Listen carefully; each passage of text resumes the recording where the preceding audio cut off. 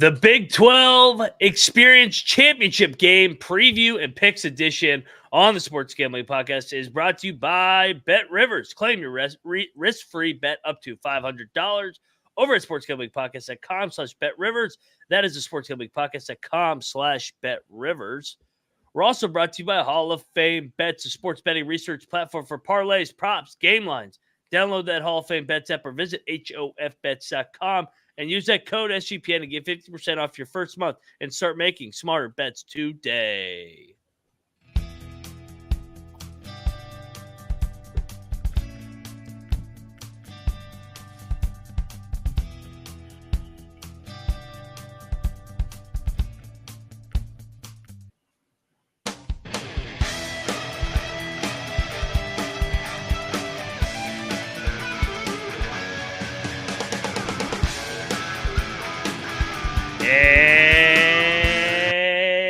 And welcome, everybody, to the Big 12 College Experience.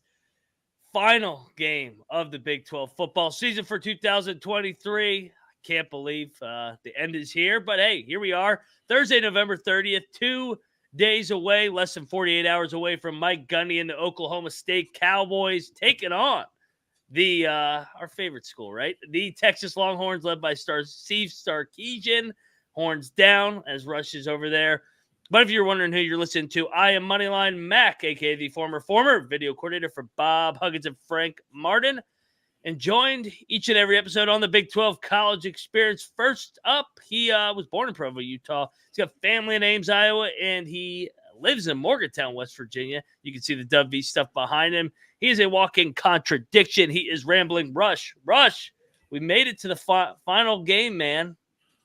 Dude, best weekend in college football, conference championship. Love it. Looking forward to next year's conference championship weekend when West Virginia's in it. It was a good, we'll do a little reflection on the Big 12 season, but as we talked about, those preseason polls are ridiculous. They accidentally put a 1 in front of the 4 for West Virginia's final ranking. But hey, good season. Looking forward to this weekend as well. Absolutely. And you're wondering who the third man in the box is. And, you see he's got that beautiful orange. He's got the right shade of orange on today, headed into this Big 12 championship. You guys know him as Troy Chewning, the DC Messiah, but also he is the green mowing, weed growing Big 12 guru. What is up, man? I know you're fired up for this Big 12 jars championship. Are right there. Got the jars right there. What's up, man? How are you doing? I know you're ready for this game. I was doing my deep dive into this game even before we decided beforehand here we should probably go through the whole Big 12 year and all that kind of stuff, but was able to get fully registered and use the code for underdog here. Just there checking out some of the higher and lower offerings. This game looks like there's going to be kind of a pretty easy parlay that we'll talk about later on in the show, but things are going pretty good. I'm not quite nervous for Oklahoma State yet. If made it through the BYU game, I don't think this one's going to be nearly as nerve-wracking, to be completely honest. Yeah, I'm looking forward to this one. All right, yeah, let's go year in review. So, you know what, guys? I think we first should be fully transparent with our preseason predictions. I think I still have the Brad. Because there were some great calls, there were some shit calls. So we'll start it off. We'll poke at Rush to start. And then we'll get that glue factory cranking, man.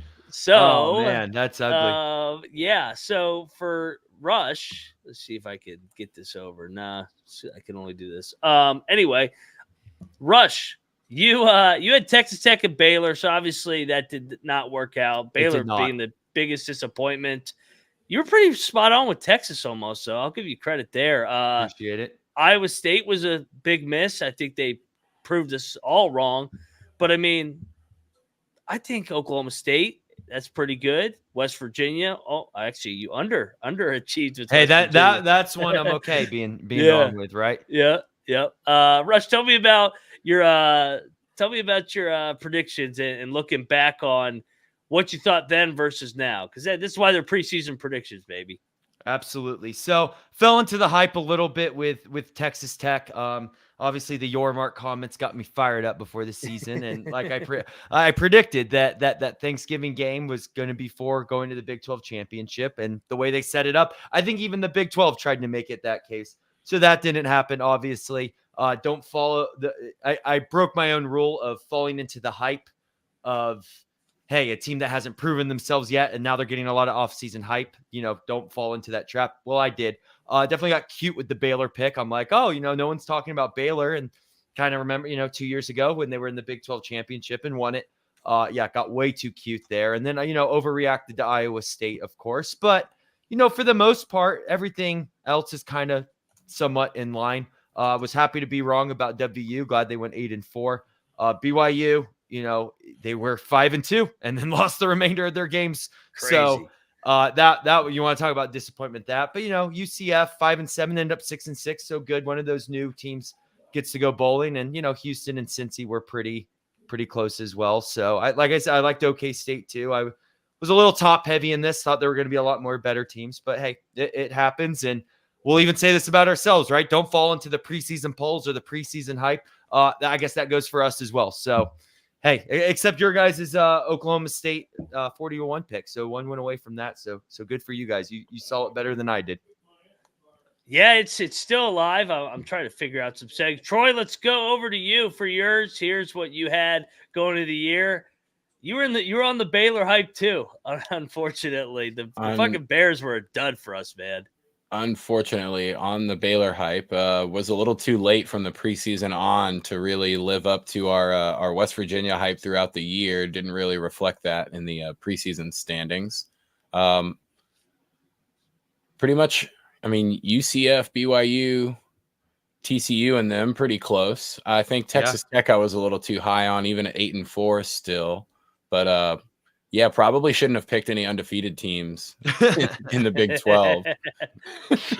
Yeah, I mean, we were very high on this K-State team with all the things that they had back, but quarterback was the big issue.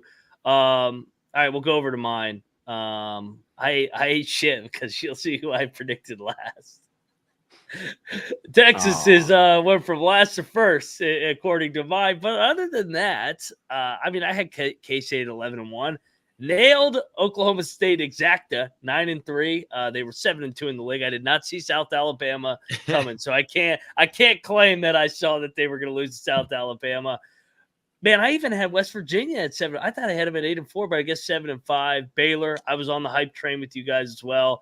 Thought they'd be better. TCU, disappointment, 5-7. Oklahoma 6-6. They were way better than that. I was shitting on Oklahoma and Texas, obviously going into the year. Probably one of my better calls has got to be, I think, Iowa State. Iowa State for sure. Yeah, I thought that Campbell could grind that thing out. UCF finished exactly 6-6. BYU could have been 6-6. So a couple lemons from me, mainly the two schools that I hate, and maybe there was a little bias from me, a little hope that Texas and Oklahoma could both lay eggs. But hey, you know what? That's why we do it. And like you said, we got 40-1 on Gundy on Saturday, still in the pocket. So that was our standings. Rush, I'll hand it back to you. Mm-hmm. This was obviously our first year doing the show, and it was kind of, I think, special for you too, especially because you grew up a BYU fan, and this was the inaugural year of the Cougars coming in, and then we get the news that the Utes are coming. So now you got the Holy War coming over to the Big 12. Just your overall thoughts on the year, our first year doing the show, and just this new Big 12 of Texas and Oklahoma out, 4 newcomers in, with the 4 newcomers that already came in. A lot of moving parts in the Big 12. Yeah, there are. And when your first year of doing this show is you try to keep track of it, but you really, as much as people want to pretend, no one knows how it unfolds. I mean, a common theme we saw this year in betting is fade the line movement. Whichever way the line moves, go the opposite. So it even shows that the professionals and those setting the lines, it's college. Like, even though guys are getting paid now, it's still that amateur factor that's there.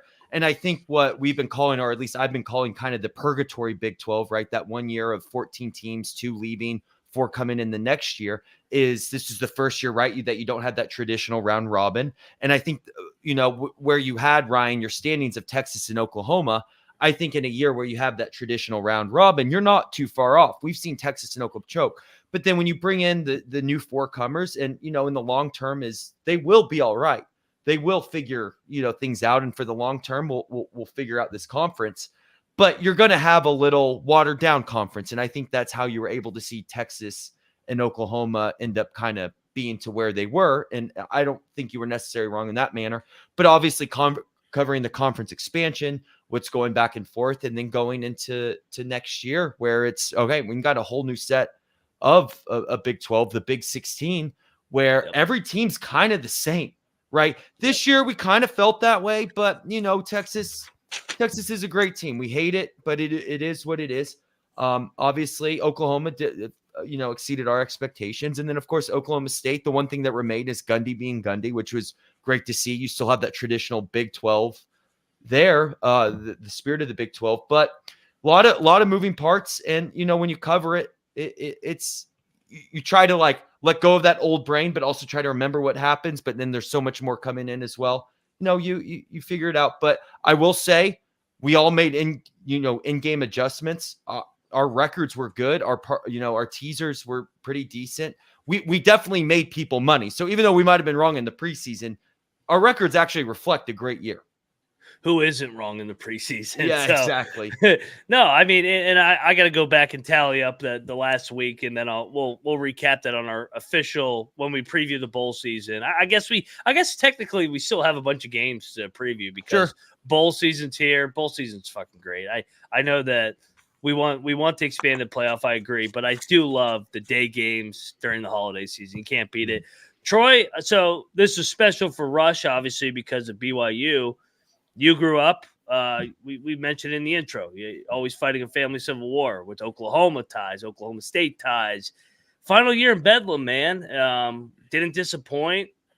I mean, what was your takeaway from the first year on the show, and then just also just a crazy year, man, with the Oklahoma Bedlam not being here anymore, unfortunately? Well, the only good part about it is everything has kind of gone exactly how you'd want it to go. Oklahoma wins that last game against Texas. Oklahoma State doesn't have Texas scheduled, so Oklahoma State has to win the Bedlam in order to get their last matchup against Texas. So everything could be forgiven, and no one will give a shit. If Mike Gundy pulls off this win against Texas, then who cares about Bedlam? We're Big 12 champs, and everyone can suck it. It's going to be interesting. I'm really interested to see how the Oklahoma and the Texas fare in the SEC, because to be completely honest, wasn't ultraly impressed with the SEC this year. I kind of feel as if Texas could have competed in this season, and I think because of Oklahoma's offense, they might have been able to upset a couple of the top teams. It's going to be weird adding those guys into the SEC where we're so used to the losses always coming in the predictable spots. There's no real bottom feeders that are pulling upsets on the Alabamas and the Georgias in the SEC. Maybe now you've got some, middle range teams, middle high range teams with Oklahoma and Texas that are going to be a threat to those Alabamas and Georgias on a consistent basis. I mean, Texas beat them this year in Tuscaloosa, probably the biggest win in all of college football that for some reason people seem to be forgetting about. But we do got to thank Oklahoma for beating Texas, because if Texas was undefeated right here, we'd be hearing scenarios where they could lose to Oklahoma State and still make the playoff. Oh, that would be miserable. No, Troy, I think you make a good point, because if you remember too, A&M was kind of a middle of the road at the end Big 12 team. They were in that 4th, 5th range. They went to the SEC in their first year. I know they had Johnny Manziel, but they were right there. They won 10 games the first year. I think the Big 12 is better than the SEC. Not at the top, everybody. Not Georgia and Alabama. Oh, yeah. But the bottom half of the SEC blows. I mean, Vanderbilt, South Carolina, Kentucky is fool's gold too. I mean, they just beat up on all the MAC teams so that Stoops can get his fucking contract extension each year. Florida's not even going to a bowl. Florida's terrible now. Who else am I thinking of? I mean, the Mississippi State without Leach is not the same. The only ones that are really worth the damn, obviously, Georgia and Alabama. Ole Miss is an offense cha-cha-cha type team. Kind of the LSU same would with run. LSU this year. Yeah. Ole Miss is the Penn State of the SEC. They Oh, can yeah. never get over that hump. They can That's a always good hang with it, but they can't beat the Alabama or the Georgia. But I agree with you, Ryan. It's kind of what we've been saying all season is the Big 12 is the league of the middle class where everyone's kind of the same. Maybe our top's not better than the SEC's top, but our bottom's way better than the SEC. Maybe not way better, but it Or is. Ascot. Well, actually, I will say Cincinnati's got to be way better than Vanderbilt. So yes, I will say it is way better. But Let me me ask you this: we'll take West Virginia for example. If West Virginia went to the SEC right now and got to play an 8-game conference schedule and got to play all those cupcakes that those teams play in the non-con, I think they win 9 games with this team this year. I think their record's better in the SEC than it was in the Big 12. I would not be surprised to see them win 7 or the same 8 games just with that schedule, and maybe even more because of the non-con. Maybe one more because of, Helen Keller School for the Blind against West Virginia is usually not much of a game.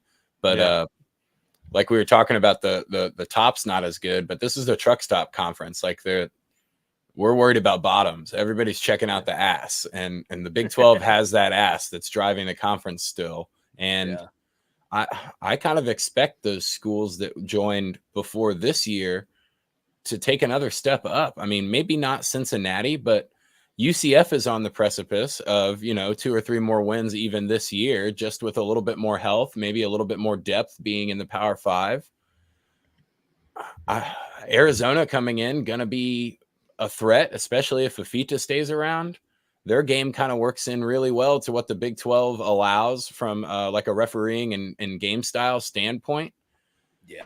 It's, again, and it's not like they're gaining, Utah's a great program, but it's not like Utah is coming in as, the Michigan or Ohio State that's showing up that's a one-loss school on a regular basis playing, a super tough schedule. They play as well as they can in the non-con, but it's still going to be a bit of a step up for them in terms of the every week grind.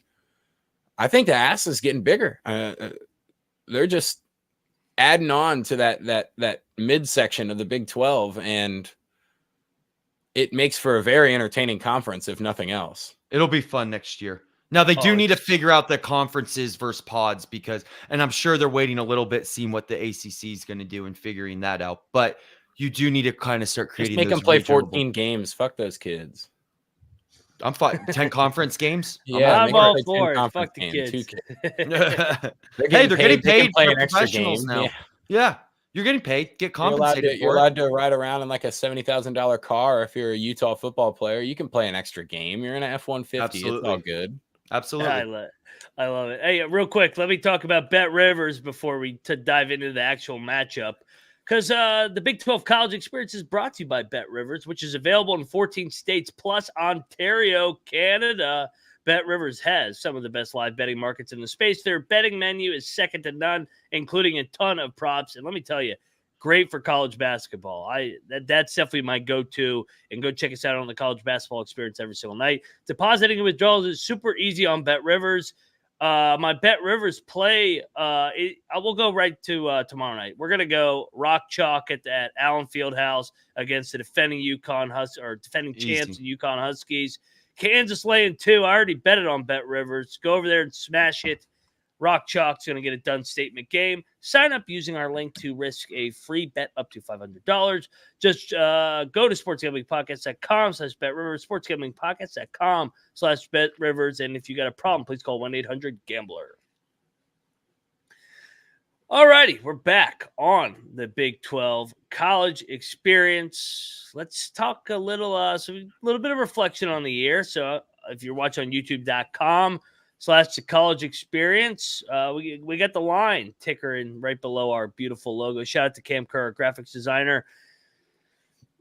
This is kind of mind-boggling that this number's gotten up to 15.5. And Rush has made a good point of fading the line movement has been very profitable this season. So could it come through once more?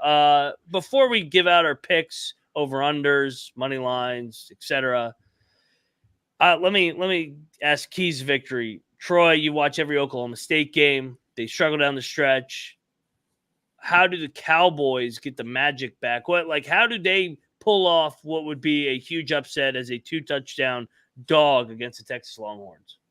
Well, when I went back and kind of looked through the Texas schedule to attempt to find anything similar to what Oklahoma State has of a rushing game, there's not much. I mean, even Kansas State, they had that Trayshawn Ward had 30 yards and DJ Giddens had 22 yards. The only real running success against Texas was Dylan Gabriel as a quarterback carrying the ball for about 115 yards.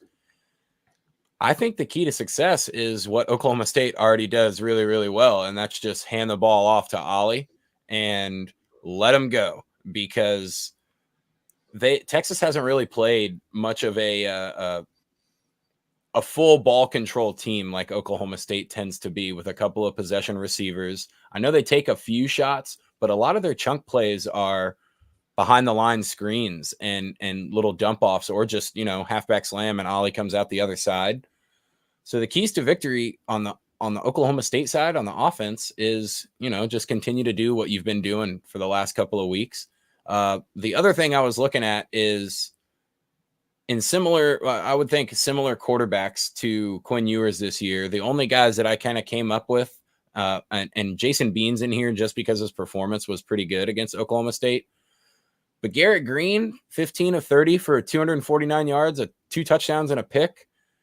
That's okay. If they can do anything around that with Quinn Ewers, they will probably win the game. Mm-hmm. But the scary ones for me is Jason Bean threw for 410, going 23 of 34 with 5 touchdowns. And Dylan Gabriel threw for 344 yards on him, even though he didn't really throw the ball into the end zone or really succeed around that red zone when the field gets shorter. Is not as much open space for him. So I think I could see Quinn Ewers compiling a lot of yards, but the red zone defense for Oklahoma State is going to have to stand strong. If they can hold to a couple of field goals and they can control the ball, Gundy's got a chance to win this outright. Rush, what would be your keys for an upset? Got to slow down the game. Kind of what Troy was alluding to is you got to hand this ball off, and you got to take time off the play clock, and you got to play. It's actually kind of we're going to see the basketball version of it on Friday when West Virginia plays St. John's. St. John's is going to want to play fast and physical and go, and West Virginia is going to want to have to slow down the ball game because of everything going on. You're going to have the exact same football matchup on Saturday. Is if Oklahoma State can, even on defense, right, is some concerns with the secondary. And like you were saying, Troy, with that Jason Bean statistics, is you can't have Ewers doing that. But the thing I love about Gundy is he plays to win. And you get to this point, you're already playing with house money if you're Oklahoma State. Yeah, I know this means a lot because they're leaving and sort of that. But if you go out there and I'm blitzing a lot. I'm trying to get in Ewers' head. Keep this game as close as you can to at halftime. And then, that end of the third quarter, start of the fourth quarter, when they're just not getting momentum, and then Ollie Gordon breaks off for a run, and then they just kind of fold, kind of the way Oklahoma State did to us. West Virginia is we were beating them at the end of the third quarter, I think going into the fourth quarter. And then, you get tangled right into that Gundy web, and you just, next thing you know, you're stuck and it's too late. He's got you. So just keep playing that style of ball. Troy, if the game gets away from Oklahoma State, the line's 15. So obviously a lot of people think that the Longhorns are just going to roll their ass. We don't, but if it were to get away, why would it get away? I think it would have a lot to do with Texas trying to prove that they're a playoff team and not taking their foot off the gas. Just, the 45-21 would look way better than 35-21 or something along those lines. Let's pump this up a little bit. I think if Oklahoma State does blitz a little too much, Quinn Ewers is a good enough of a scrambler and downfield thrower that they could blitz themselves out of some, long third downs where they give up stuff downfield, leaving their secondary that's already a little bit poor hanging out to dry. I would almost make Quinn Ewers pick apart a zone more than trying to force him to make decisions fast, because I'm in the camp that I think Quinn Ewers is pretty dumb.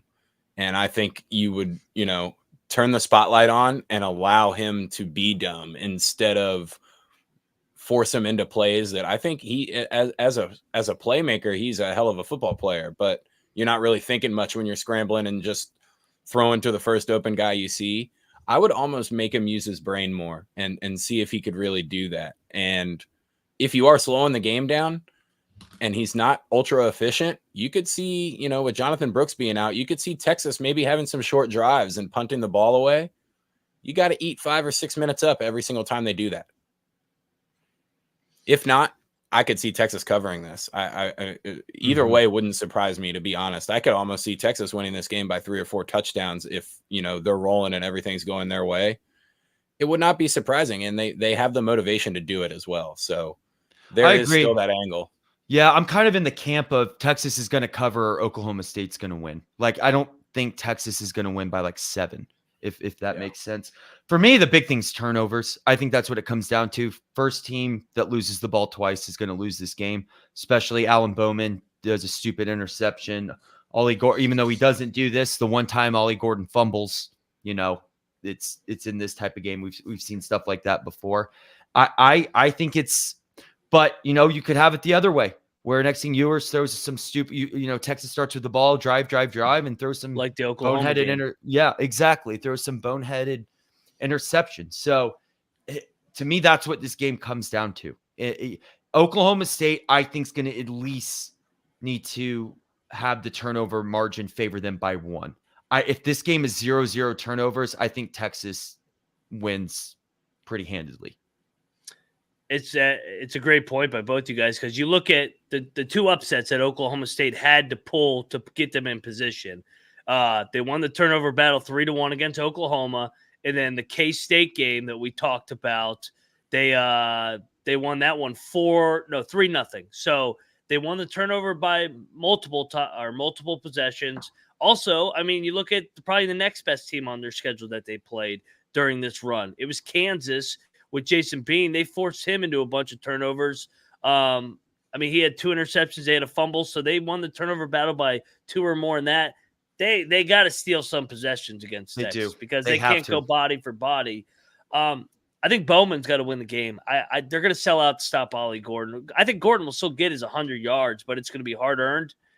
But Bowman's got to be able to find a way to fucking make some big throws, and that's what he did against Oklahoma, Kansas, and K-State, timely throws that coming off those turnovers. So I think he can, and we'll give out our official predictions here on the other side. But first, we got to talk about Underdog Fantasy. Underdog Fantasy is a way to play alongside your favorite fantasy players all season long. NFL, NBA, NHL, college basketball, college football. Simply pick higher or lower on your favorite fantasy stats and cash in. Troy, I know you were looking at some underdog pick-em plays. Anything that's popping your eye right now as we head in? You can't give out Dylan Gabriel. He's not playing in this one. Can't give out Dylan Gabriel. Sadly. We have the whole month of fucking September, and it won every time. It was great. Crushing it every single time. We do have a pretty solid 7.5 to 1 here. I'm going higher on the Brennan Presley rushing or receiving touchdowns. It's only 0.5, and it's a scorcher right now on Underdog. So you get the 1.25 bonus. I'm going to go higher on the Olive Garden. He's at 103.5 rushing yards. I think he gets there even if it takes him 28 carries. They're going to give him the ball, and they're going to, I mean, whether they're gaining yards or not, they're going to be using it to eat up clock. And then I'm going to go higher on Quinn Ewers. Just seeing Dylan Gabriel's passing yards and Jason Bean's passing yards and even Green's passing yards. He's only set at 265.5. So I'm going higher on that one. I think, you know, the middle part of the field is going to be pretty open. Hopefully the red zone kind of squanders that for Oklahoma State, but I do think Quinn gets his yards. Those 3, 7.5 to 1. There you go. Get over there and get down on it and get over there to Underdog Fantasy, man. They're doing the best. And you watch on youtube.com/college experience. You see that code TCESGPN. Doing great work. Great guys over there. And it's easy to work the app, man. They're always giving away good promos. And you can watch along, make your picks, and maybe make a little bit of cash over on Underdog's mobile website or app, underdogfantasy.com. And when you use that sign-up code, SGPN, Underdog will double your first deposit up to $100. That is the Underdog Fantasy promo code SGPN. Hall of Fame Bets is what we're also brought to you by. Win bigger by betting smarter this NFL season with Hall of Fame Bets, the sports betting analytics platform for parlays, props, and game lines. Research every NFL, NBA, and soccer with historical data. So you know with the revolutionary Parlay Optimizer tool which one has the best rates, so you know which one has the best value to get the best bang for your buck on your parlay. Stop betting in the dark and join over 30,000 users with researching with Hall of Fame Bets to craft a more intelligent, data-driven parlay. Download the Hall of Fame Bets app or visit HOFBets.com. Code SGPN to get 50% off your first month today. Start researching, start winning with Hall of Fame Bets. All righty, we're back on the Big 12 college experience. All right, we beat around the bush long enough, guys. It's time to pick out some winners here. Those watching online right now see the spread at, 15.5 currently. It opened at, 10.5? So this thing has been bet the hell up here. Everybody thinks the Longhorns are going to roll here. Rush, we went through our history last night. Oklahoma State, Mike Gundy has won 8 out of 10 in the series. Last year, 41-34. Year before that, 32-24. Texas got him in the COVID year when there were no fans. So that's kind of basically the last time they beat Gundy. You know where I'm going. I mean, I'm going to tell you how we're going to get there. I mean, I got 40-1, so I really don't even have to bet the game because I'm just going to sit on my 40-1 and fucking cash when Gundy comes through for me. I think we laid out the blueprint. Win the turnover battle. Bowman's got to make some big throws like he did against Oklahoma, like he did against Kansas State. And one other thing about this Big 12 title game, the history of it, when a team has everything to lose, they have laid egg after egg after egg, whether it was K-State in 98, whether it was Oklahoma in 2001, whether it was Oklahoma State a couple years ago, almost TCU last year. The dog is always alive in this game because it's a crazy Big 12 league. The dog always comes through. Gundy's going to grind this motherfucker out. He's going to find a way. Just like you said, Texas lost to Oklahoma. Oklahoma lost to Oklahoma State. Sets up perfectly for Mike Gundy to say sayonara to the Texas Longhorns of the SEC. No playoff for you, horns down. Give me the Pokes. 33-30. Let's go. So I'm on the over, and I'm on the Pokes. It's 5-1 if you want the money line, but I mean I'm sticking with my 40-1 preseason ticket. Troy, give me your take. I think I'm going to get a little greedy on the 5-1 myself. Just seeing Alan Bowman go through practice this week with the Zach Robinson shirt on is that's too much nostalgia for me. I think that the Texas Longhorns have shown that they have a little bit of an issue closing out games, and they've been fortunate enough that those games haven't been against, the greatest competition. Even the Kansas State game that they were able to win, they let them right back in there, even with a huge lead.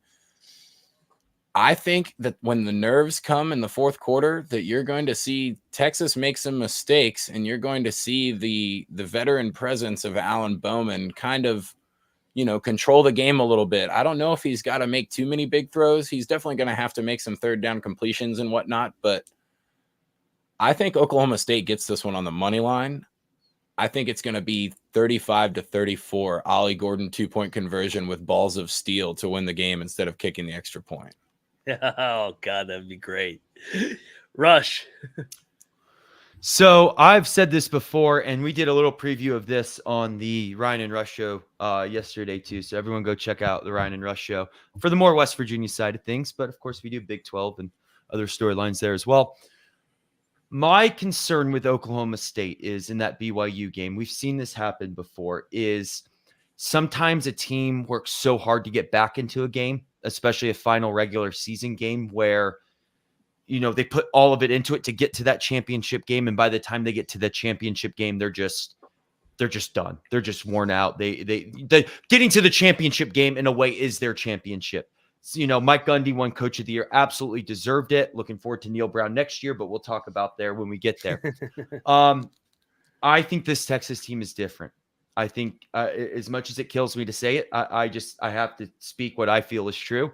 I think Steve Sarkisian has been a lot better this year. There's something about an even keel from him. Have they been lucky, Texas? Yeah, absolutely. K-State should have beaten them. There's a bunch of other games where people should have gotten Texas, and maybe there is a case to be like, hey, this player, that play, they shouldn't be here. But the fact is that they are in here. Unfortunately, boys, I have to take Texas in this, and which is actually good because you don't want unanimous, right? You need that one person. Emotional hedge. Yeah, exactly. You need that one person so you guys get your bets hit. So to be honest, I want Oklahoma State to win. I hope I'm wrong. I want your boys to get your 40-1 bets and any other bets you put on Oklahoma State. To me, this year it just feels a little different.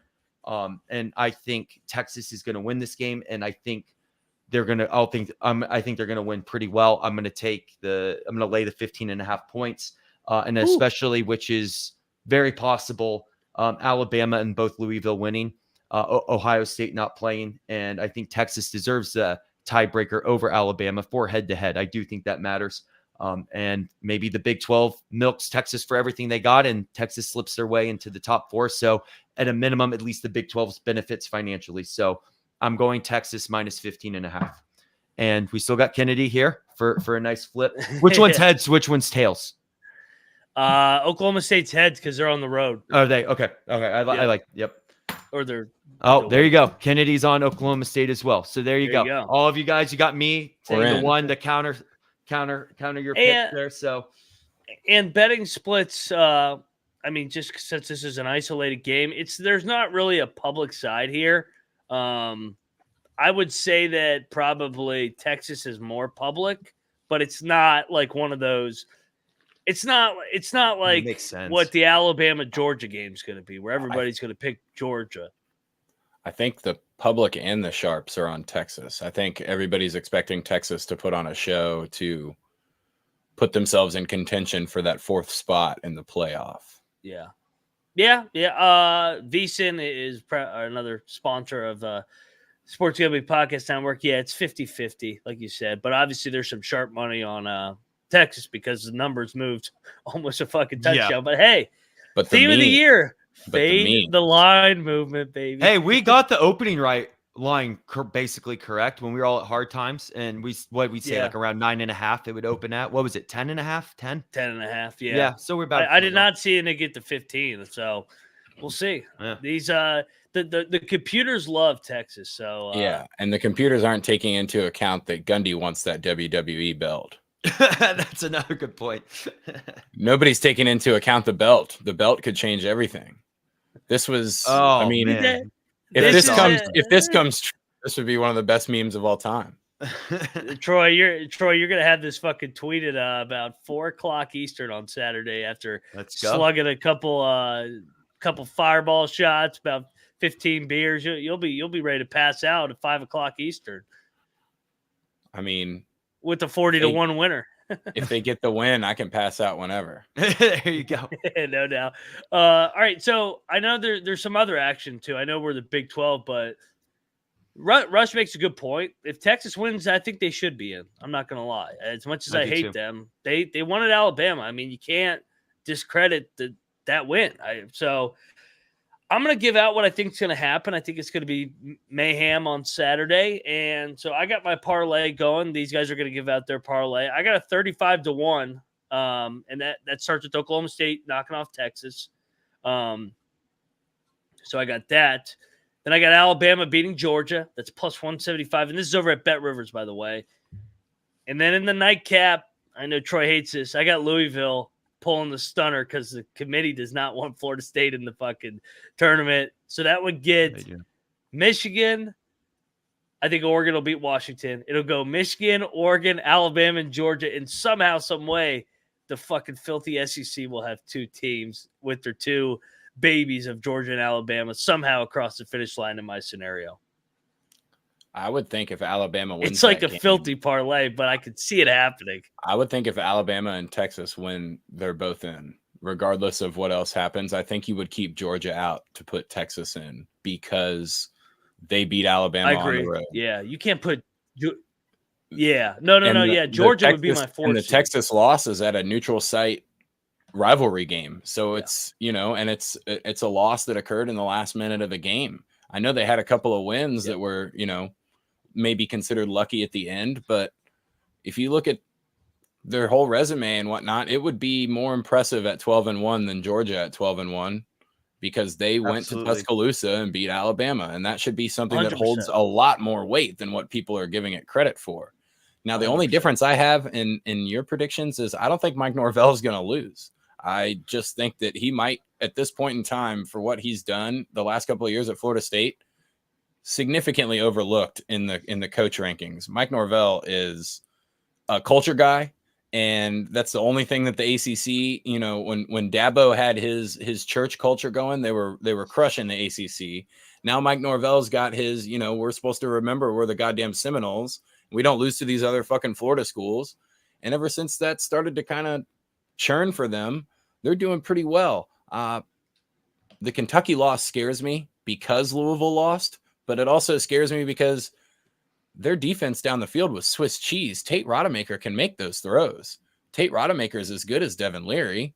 I mean, that's not saying much, but that's kind of the point. Louisville doesn't really scare me. I know from an offensive side, they can move the ball, but I don't know if they've seen Jared Verse running at their quarterback throughout this whole year, playing some of the ACC teams and whatnot. They did kind of have a cupcake schedule, so I don't know if Louisville's proved too much. In fact, I think they kind of showed their true colors against Kentucky. So what's your parlay then? So I will go Alabama, Oklahoma State on the money line, and I think Washington beats Oregon. I think the team that everybody was trying to figure out who's this year's TCU. I think it's Washington. They're that's a big dog, man. I like that. And they've got the resume too. I mean, I would almost argue that Washington's loss to Oregon, I would still put them above Georgia if Georgia can't beat Alabama. Washington's resume is very impressive. So I just have a feeling. Rigged. I just have a feeling. It's rigged. They're I just have a feeling that the penis is going to beat the dicks. I said that on Ryan and Rush yesterday. Is what if we're in a situation where Oregon and Washington play down to absolute madness, even goes to overtime, and Oregon squeaks by, and then you have like Alabama win, Louisville win.